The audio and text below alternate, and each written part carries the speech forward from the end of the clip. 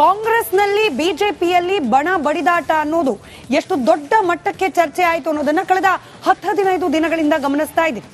ಇದೀಗ ಕೇವಲ ರಾಜ್ಯ ಮಟ್ಟದಲ್ಲಿ ಮಾತ್ರವಲ್ಲ, ಜಿಲ್ಲಾ ಘಟಕದಲ್ಲೂ ಕೂಡ ಅಸಮಾಧಾನಗಳು ಸ್ಫೋಟವಾಗುವ ಲಕ್ಷಣಗಳು ದಟ್ಟವಾಗ್ತಾ ಇದೆ. ಫಾರ್ ಎಕ್ಸಾಂಪಲ್ ದಾವಣಗೆರೆ ಕೈಪಾಳ್ಯದಲ್ಲಿ ಒಳ ಬೇಗುದಿ ಇದೀಗ ಸ್ಫೋಟಗೊಂಡಿದೆ. ಸಚಿವರು ಹಾಗೆ ಸ್ಥಳೀಯ ಶಾಸಕರ ನಡುವೆ ಅಡ್ಜಸ್ಟ್ಮೆಂಟ್ ಪಾಲಿಟಿಕ್ಸ್ ಯಾರೂಪ ಬಹಳ ಗಟ್ಟಿ ಧ್ವನಿಯಲ್ಲಿ ಕೇಳೋಕ್ ಸಿಗ್ತಾ ಇದೆ. ಸಚಿವರ ವಿರುದ್ಧವೇ ಸಿಎಂ ಹಾಗೆ ಡಿಸಿಎಂಗೆ ಶಾಸಕರು ದೂರು ಕೊಟ್ಟಿದ್ದಾರೆ. ಹಾಗಾದ್ರೆ ಯಾರ ಶಾಸಕರು ಯಾರ ವಿರುದ್ಧ ದೂರನ್ನ ನೀಡಿದ್ದು? ಇದು ರಿಪಬ್ಲಿಕ್ ಕನ್ನಡದ ಪೊಲಿಟಿಕಲ್ ಎಕ್ಸ್ಕ್ಲೂಸಿವ್ ಸ್ಟೋರಿ.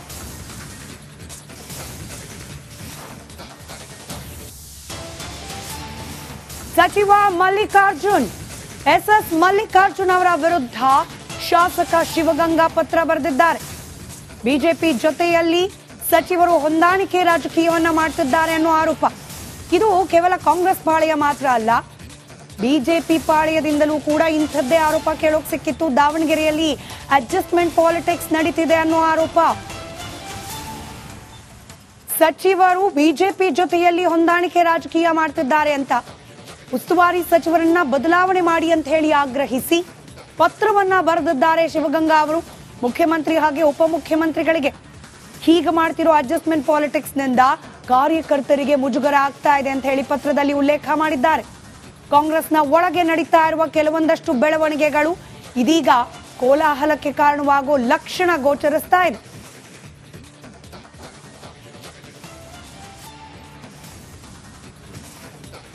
ಅದಷ್ಟು ಡೀಟೇಲ್ಸ್ ನಮ್ಮ ಪ್ರತಿನಿಧಿ ಬಸವರಾಜ್ ನೀಡ್ತಾ ಹೋಗ್ತಾರೆ. ನೇರ ಸಂಪರ್ಕದಲ್ಲಿದ್ದಾರೆ ಬಸವರಾಜ.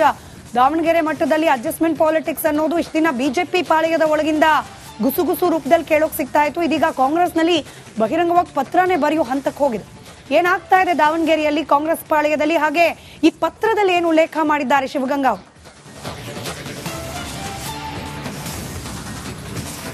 ಖಂಡಿತ ಸ್ಮಿತಾ, ಈ ಹಿಂದಿನಿಂದಲೂ ಅಂದ್ರೆ ಕಾಂಗ್ರೆಸ್ ಸರ್ಕಾರ ಬಂದಾಗಿಂದನೂ ಈ ಚನ್ನಗಿರಿ ಶಾಸಕರಾದಂಥ ಬಸವರಾಜ್ ಶಿವಗಂಗಾ ಅವರು ಸಚಿವರಾದಂಥ ಮತ್ತು ದಾವಣಗೆರೆ ಉಸ್ತುವಾರಿ ಸಚಿವರಾದಂಥ ಎಸ್ ಮಲ್ಲಿಕಾರ್ಜುನ್ ಅವರ ಮೇಲೆ ಆಕ್ರೋಶವನ್ನು ಹೊರ ಹಾಕ್ತಾನೆ ಇದ್ದಾರೆ.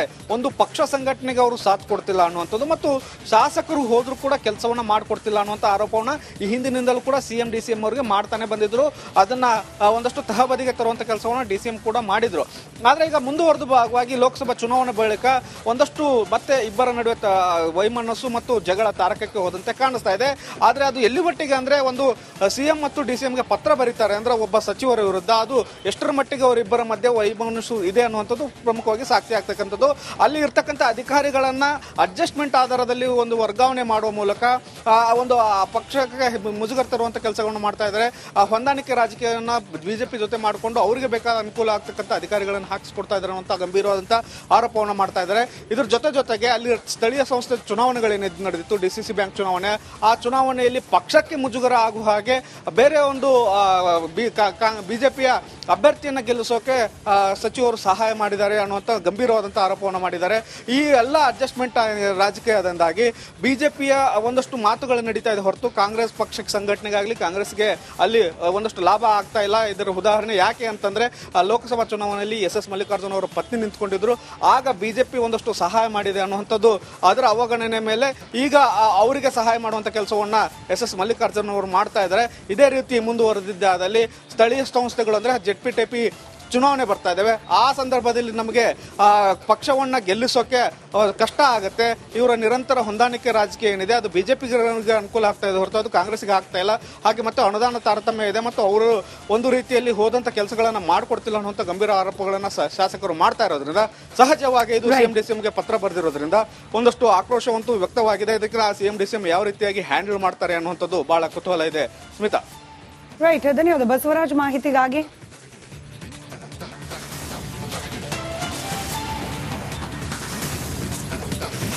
ಕಾಂಗ್ರೆಸ್ನಲ್ಲಿ ಬಿಜೆಪಿಯಲ್ಲಿ ಬಣ ಬಡಿದಾಟ ಅನ್ನೋದು ಎಷ್ಟು ದೊಡ್ಡ ಮಟ್ಟಕ್ಕೆ ಚರ್ಚೆ ಆಯಿತು ಅನ್ನೋದನ್ನ ಕಳೆದ 10-15 ದಿನಗಳಿಂದ ಗಮನಿಸ್ತಾ ಇದ್ದೀವಿ.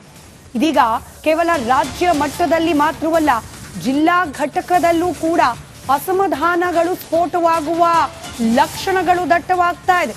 ಫಾರ್ ಎಕ್ಸಾಂಪಲ್ ದಾವಣಗೆರೆ ಕೈಪಾಳ್ಯದಲ್ಲಿ ಒಳ ಬೇಗುದಿ ಇದೀಗ ಸ್ಫೋಟಗೊಂಡಿದೆ. ಸಚಿವರು ಹಾಗೆ ಸ್ಥಳೀಯ ಶಾಸಕರ ನಡುವೆ ಅಡ್ಜಸ್ಟ್ಮೆಂಟ್ ಪಾಲಿಟಿಕ್ಸ್ ಯಾರೂಪ ಬಹಳ ಗಟ್ಟಿ ಧ್ವನಿಯಲ್ಲಿ ಕೇಳೋಕ್ ಸಿಗ್ತಾ ಇದೆ. ಸಚಿವರ ವಿರುದ್ಧವೇ ಸಿಎಂ ಹಾಗೆ ಡಿಸಿಎಂಗೆ ಶಾಸಕರು ದೂರು ಕೊಟ್ಟಿದ್ದಾರೆ. ಹಾಗಾದ್ರೆ ಯಾರ ಶಾಸಕರು ಯಾರ ವಿರುದ್ಧ ದೂರನ್ನ ನೀಡಿದ್ದು? ಇದು ರಿಪಬ್ಲಿಕ್ ಕನ್ನಡದ ಪೊಲಿಟಿಕಲ್ ಎಕ್ಸ್ಕ್ಲೂಸಿವ್ ಸ್ಟೋರಿ.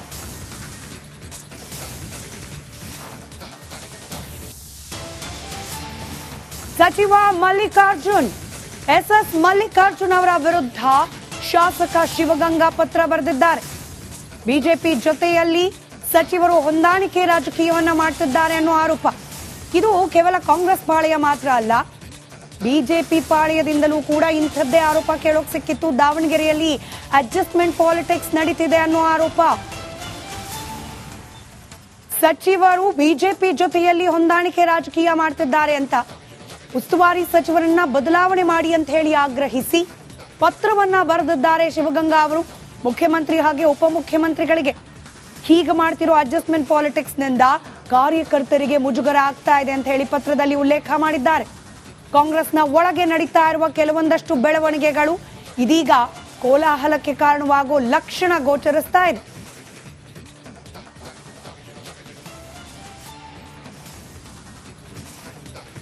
ಅದಷ್ಟು ಡೀಟೇಲ್ಸ್ ನಮ್ಮ ಪ್ರತಿನಿಧಿ ಬಸವರಾಜ್ ನೀಡ್ತಾ ಹೋಗ್ತಾರೆ. ನೇರ ಸಂಪರ್ಕದಲ್ಲಿದ್ದಾರೆ ಬಸವರಾಜ. ದಾವಣಗೆರೆ ಮಟ್ಟದಲ್ಲಿ ಅಡ್ಜಸ್ಟ್ಮೆಂಟ್ ಪಾಲಿಟಿಕ್ಸ್ ಅನ್ನೋದು ಇಷ್ಟು ದಿನ ಬಿಜೆಪಿ ಪಾಳೆಯದ ಒಳಗಿಂದ ಗುಸುಗುಸು ರೂಪದಲ್ಲಿ ಕೇಳೋಕ್ ಸಿಗ್ತಾ ಇತ್ತು. ಇದೀಗ ಕಾಂಗ್ರೆಸ್ನಲ್ಲಿ ಬಹಿರಂಗವಾಗಿ ಪತ್ರನೇ ಬರೆಯೋ ಹಂತಕ್ಕೆ ಹೋಗಿದೆ.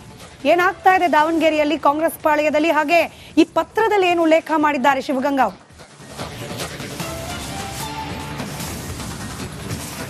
ಖಂಡಿತ ಸ್ಮಿತಾ, ಈ ಹಿಂದಿನಿಂದಲೂ ಅಂದ್ರೆ ಕಾಂಗ್ರೆಸ್ ಸರ್ಕಾರ ಬಂದಾಗಿಂದನೂ ಈ ಚನ್ನಗಿರಿ ಶಾಸಕರಾದಂಥ ಬಸವರಾಜ್ ಶಿವಗಂಗಾ ಅವರು ಸಚಿವರಾದಂಥ ಮತ್ತು ದಾವಣಗೆರೆ ಉಸ್ತುವಾರಿ ಸಚಿವರಾದಂಥ ಎಸ್ ಮಲ್ಲಿಕಾರ್ಜುನ್ ಅವರ ಮೇಲೆ ಆಕ್ರೋಶವನ್ನು ಹೊರ ಹಾಕ್ತಾನೆ ಇದ್ದಾರೆ. ಒಂದು ಪಕ್ಷ ಸಂಘಟನೆಗೆ ಅವರು ಸಾಥ್ ಕೊಡ್ತಿಲ್ಲ ಅನ್ನುವಂಥದ್ದು ಮತ್ತು ಶಾಸಕರು ಹೋದ್ರೂ ಕೂಡ ಕೆಲಸವನ್ನ ಮಾಡಿಕೊಡ್ತಿಲ್ಲ ಅನ್ನುವಂಥ ಆರೋಪವನ್ನ ಈ ಹಿಂದಿನಿಂದಲೂ ಕೂಡ ಸಿಎಂ ಡಿಸಿಎಂ ಅವರಿಗೆ ಮಾಡ್ತಾನೆ ಬಂದಿದ್ರು. ಅದನ್ನ ಒಂದಷ್ಟು ತಹಬದಿಗೆ ತರುವಂಥ ಕೆಲಸವನ್ನ ಡಿಸಿಎಂ ಕೂಡ ಮಾಡಿದ್ರು. ಆದ್ರೆ ಈಗ ಮುಂದುವರೆದ ಭಾಗವಾಗಿ ಲೋಕಸಭಾ ಚುನಾವಣೆ ಬಳಿಕ ಒಂದಷ್ಟು ಮತ್ತೆ ಇಬ್ಬರ ನಡುವೆ ವೈಮನಸ್ಸು ಮತ್ತು ಜಗಳ ತಾರಕಕ್ಕೆ ಹೋದಂತೆ ಕಾಣಿಸ್ತಾ ಇದೆ. ಆದ್ರೆ ಅದು ಎಲ್ಲಿ ಮಟ್ಟಿಗೆ ಅಂದ್ರೆ ಒಂದು ಸಿಎಂ ಮತ್ತು ಡಿಸಿಎಂಗೆ ಪತ್ರ ಬರೀತಾರೆ ಅಂದ್ರೆ ಒಬ್ಬ ಸಚಿವರ ವಿರುದ್ಧ, ಅದು ಎಷ್ಟರ ಮಟ್ಟಿಗೆ ಅವರಿಬ್ಬರ ಮಧ್ಯೆ ವೈಮನಸ್ಸು ಇದೆ ಅನ್ನುವಂಥದ್ದು ಪ್ರಮುಖವಾಗಿ ಸಾಕ್ಷಿ ಆಗ್ತಕ್ಕಂಥದ್ದು. ಅಲ್ಲಿ ಇರ್ತಕ್ಕಂಥ ಅಧಿಕಾರಿಗಳನ್ನ ಅಡ್ಜಸ್ಟ್ಮೆಂಟ್ ಆಧಾರದಲ್ಲಿ ಒಂದು ವರ್ಗಾವಣೆ ಮಾಡುವ ಮೂಲಕ ಒಂದು ಪಕ್ಷಕ್ಕೆ ಮುಜುಗರ ತರುವಂತ ಕೆಲಸಗಳನ್ನು ಮಾಡ್ತಾ ಇದ್ದಾರೆ.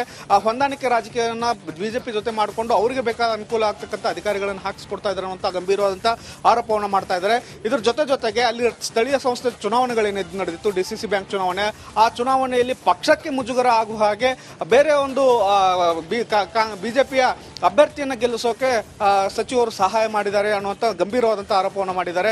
ಈ ಎಲ್ಲ ಅಡ್ಜಸ್ಟ್ಮೆಂಟ್ ರಾಜಕೀಯದಿಂದಾಗಿ ಬಿಜೆಪಿಯ ಒಂದಷ್ಟು ಮಾತುಗಳು ನಡೀತಾ ಇದೆ ಹೊರತು ಕಾಂಗ್ರೆಸ್ ಪಕ್ಷಕ್ಕೆ ಸಂಘಟನೆಗಾಗಲಿ ಕಾಂಗ್ರೆಸ್ಗೆ ಅಲ್ಲಿ ಒಂದಷ್ಟು ಲಾಭ ಆಗ್ತಾ ಇಲ್ಲ. ಇದರ ಉದಾಹರಣೆ ಯಾಕೆ ಅಂತಂದ್ರೆ ಲೋಕಸಭಾ ಚುನಾವಣೆಯಲ್ಲಿ ಎಸ್ ಮಲ್ಲಿಕಾರ್ಜುನ್ ಅವರ ಪತ್ನಿ ನಿಂತ್ಕೊಂಡಿದ್ರು, ಆಗ ಬಿಜೆಪಿ ಒಂದಷ್ಟು ಸಹಾಯ ಮಾಡಿದೆ ಅನ್ನುವಂಥದ್ದು. ಅದರ ಅವಗಣನೆ ಮೇಲೆ ಈಗ ಅವರಿಗೆ ಸಹಾಯ ಮಾಡುವಂತ ಕೆಲಸವನ್ನ ಎಸ್ ಮಲ್ಲಿಕಾರ್ಜುನ್ ಅವರು ಮಾಡ್ತಾ ಇದ್ದಾರೆ. ಇದೇ ರೀತಿ ಮುಂದುವರೆದಿದ್ದಾದಲ್ಲಿ ಸ್ಥಳೀಯ ಸಂಸ್ಥೆಗಳು ಅಂದ್ರೆ ಜೆಡ್ಪಿಟಿಪಿ ಚುನಾವಣೆ ಬರ್ತಾ ಇದ್ದಾವೆ. ಆ ಸಂದರ್ಭದಲ್ಲಿ ನಮಗೆ ಪಕ್ಷವನ್ನ ಗೆಲ್ಲಿಸೋಕೆ ಕಷ್ಟ ಆಗುತ್ತೆ. ಇವರ ನಿರಂತರ ಹೊಂದಾಣಿಕೆ ರಾಜಕೀಯ ಏನಿದೆ ಅದು ಬಿಜೆಪಿಗೆ ಅನುಕೂಲ ಆಗ್ತಾ ಇದೆ ಹೊರತು ಅದು ಕಾಂಗ್ರೆಸ್ಗೆ ಆಗ್ತಾ ಇಲ್ಲ. ಹಾಗೆ ಮತ್ತೆ ಅನುದಾನ ತಾರತಮ್ಯ ಇದೆ ಮತ್ತು ಅವರು ಒಂದು ರೀತಿಯಲ್ಲಿ ಹೋದಂತ ಕೆಲಸಗಳನ್ನ ಮಾಡ್ಕೊಡ್ತಿಲ್ಲ ಅನ್ನುವಂಥ ಗಂಭೀರ ಆರೋಪಗಳನ್ನ ಶಾಸಕರು ಮಾಡ್ತಾ ಇರೋದ್ರಿಂದ ಸಹಜವಾಗಿ ಇದು ಸಿಎಂ ಡಿಸಿಎಂಗೆ ಪತ್ರ ಬರೆದಿರೋದ್ರಿಂದ ಒಂದಷ್ಟು ಆಕ್ರೋಶವಂತೂ ವ್ಯಕ್ತವಾಗಿದೆ. ಇದಕ್ಕೆ ಸಿಎಂ ಡಿಸಿಎಂ ಯಾವ ರೀತಿಯಾಗಿ ಹ್ಯಾಂಡಲ್ ಮಾಡ್ತಾರೆ ಅನ್ನುವಂಥದ್ದು ಬಹಳ ಕುತೂಹಲ ಇದೆ. ಸ್ಮಿತಾ. ರೈಟ್, ಧನ್ಯವಾದ ಬಸವರಾಜ್ ಮಾಹಿತಿಗಾಗಿ.